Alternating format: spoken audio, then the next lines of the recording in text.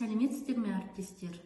Мен Маналова Балзия Өтемісқызы Сайрам ауданының білім бөліміне қарасты оқу өндірістік комбинатында педагогика және психология пәндерінен дәріс беремін. 30 жылдық педагогикалық өтілім бар педагог зерттеушімін.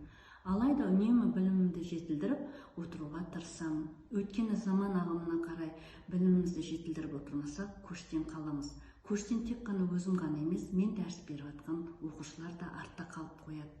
Түрлі форматта ұйымдастырылған курстарға көптеп қатысамын.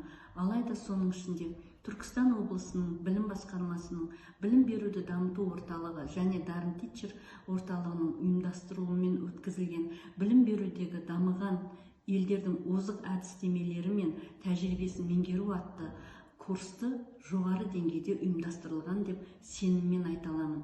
Өйткені сабақтары керемет ұнады, түсінікті, егжей-тегжейлі түсіндірілді, алар дүниелерім көп болды. Соның ішінде Жапон елінің білім саласындағы әдістері мен ерекшеліктері жаныма жақын болатын біршама білімім де бар еді. Спикердің теория мен практиканы ұштастыра отырып қарапайым тілде түсіндіргені мені сол елге барып, көзіммен көріп қайтқандай сезімге келтірді.